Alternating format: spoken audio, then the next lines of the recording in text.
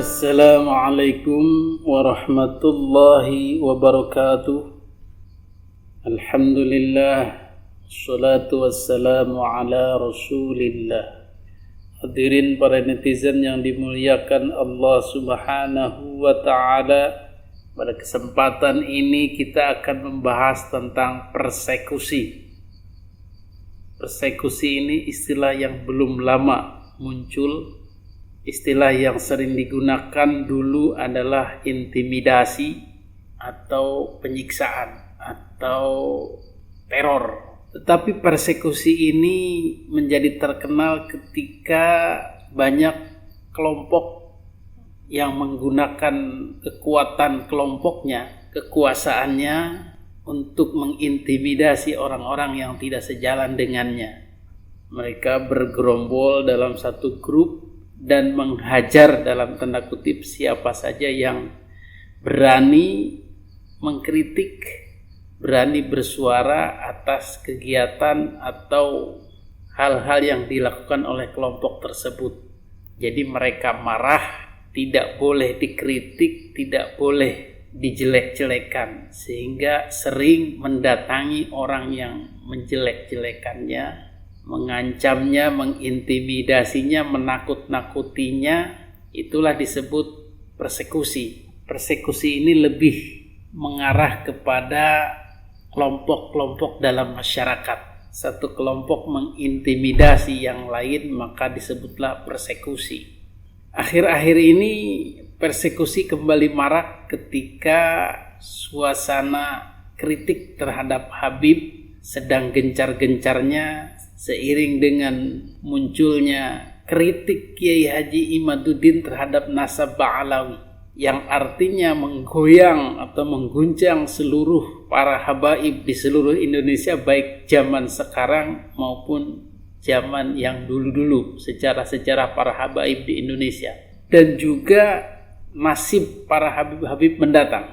Karena kaum Ba'alawi ini sudah sekian lama berkiprah atau berkecimpung dalam bahasa positifnya atau bercokol dalam bahasa negatifnya di Indonesia, sehingga banyak sekali peninggalan-peninggalan kaum Ba'alawi ini, baik yang berupa nilai-nilai positif, pahlawan-pahlawan perjuangan para habib, para syekh, para wali yang dulu-dulu dan kemudian yang sekarang para habib-habib, itu semua akan tergusur statusnya ketika tesis Kiai Haji Imaduddin ini terbukti benar, sehingga para habib-habib besar pun akan tergusur kehabibannya. Bagi orang yang beragama dengan ma'rifatullah yang jelas, dengan keikhlasan kerendahan hati kepada Allah, dengan ghayah atau tujuan kepada Allah yang jelas, maka status kehabiban itu tidak masalah. Mau habib, mau enggak, mau dianggap orang, mau enggak, mau keturunan nabi, mau tidak, saya akan tetap seperti ini. Dan begitu pula dengan orang yang mencintainya, tidak ada masalah. Mau habib, mau tidak ada masalah. Jadi yang dihadapi Kiai Imaduddin ini cukup berat. Sebuah tembok besar, sebuah raksasa yang besar.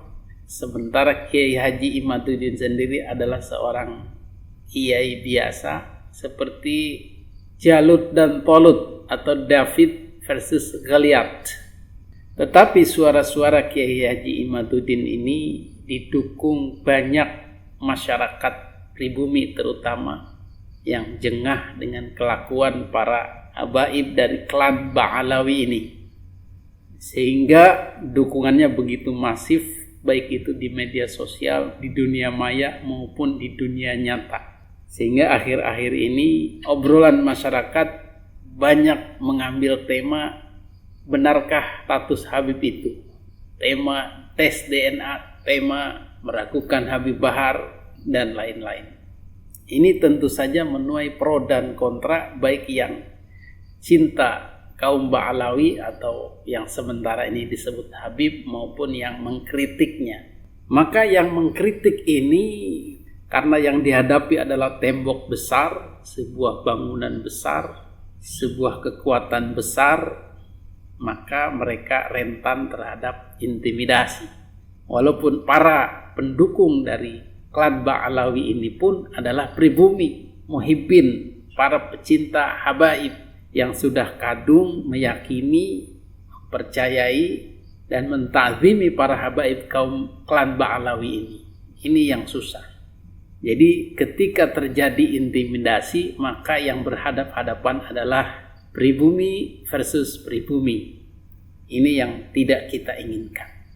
Maka persekusi yang terjadi adalah ketika pribumi, dalam arti bukan Habib, bukan keturunan Habib, bukan bernasab kepada Rasulullah, hanya sebagai muhibbin atau pecinta atau fans berat, fans setia, merasa tidak terima ketika Habibnya dikritik, direndahkan, atau mau dicabut kehabibannya.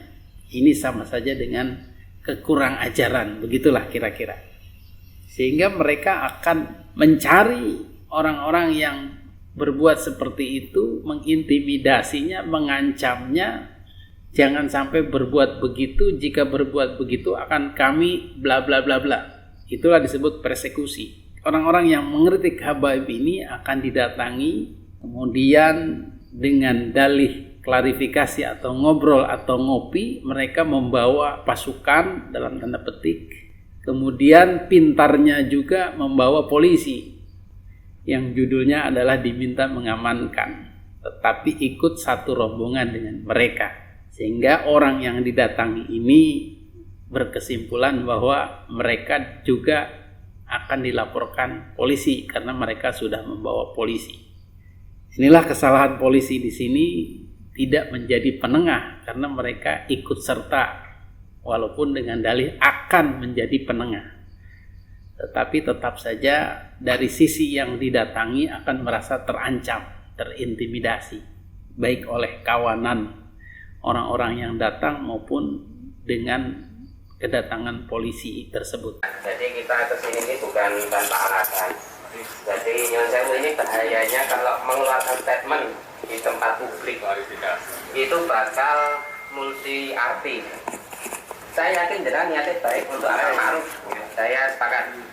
Cuman apapun itu, niat baik kalau enggak dengan cara baik itu tetap enggak diajarkan dengan agama. Ini contoh ini sampai enggak pernah saya selama bertahun-tahun saya damping beliau, enggak pernah saya lihat dia sedih kayak gini. Ini saya rakyat Tanjung Siti ini nih keturunan Rasulullah.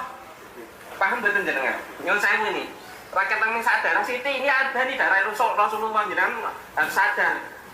Kita saat dulu sapa nek Rasulullah iso dari kiamat jenengan ngertos. Ini Nyon Sewu mbok yo nggak adab. Betul lho. Nyon Sewu saya gini-gini tetap pakai cara Islam. Insya Allah kita tetap bil ma'ruf. Sepakat nih teman-teman nggih. Kita selesaikan dengan cara Islam nggih. Artinya gini, Nyon Sewu ini saya dibel dari berbagai daerah. Saya mewakili dari teman-teman. Saya minta kejelasan, klarifikasi maksud dari pernyataan-pernyataan itu apa. Kalau memang ada kebencian sekarang ini Habib ada di depan. Kalau memang saya harus datangkan Habib Jogja sekarang, insya Allah siap hadir dari Robito. Kalau jenengan mau menasihati silakan. Tapi jenengan gesturnya kayak gitu terserah kayak nggak pernah.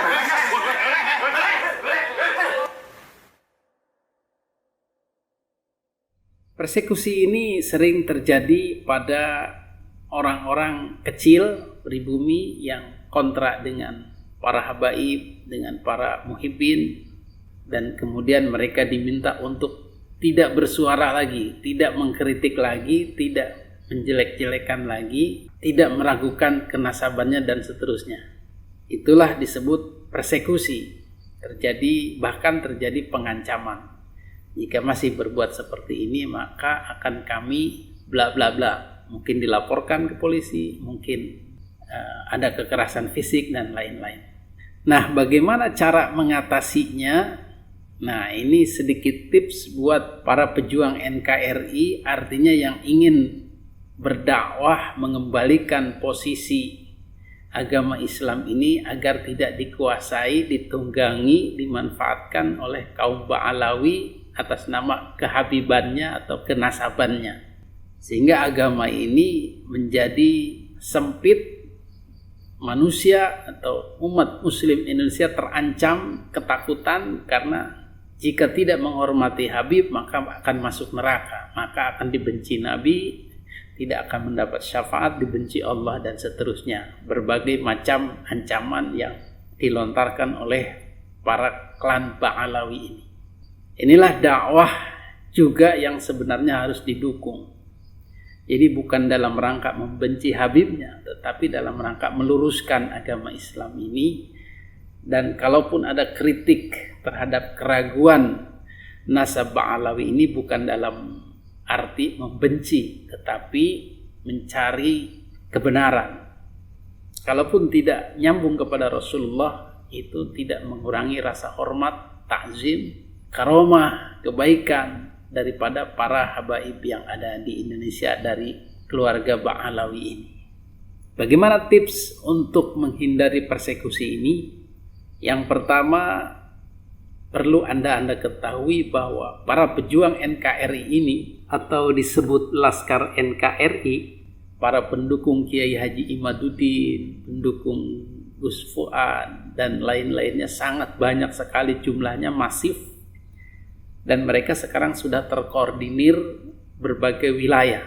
Pertama tingkat provinsi, kemudian provinsi dibagi lagi menjadi kabupaten, kota madya dibagi lagi menjadi kota-kota, dan daerah-daerah yang dekat itu dihubungkan dengan grup-grup atau koordinator-koordinator.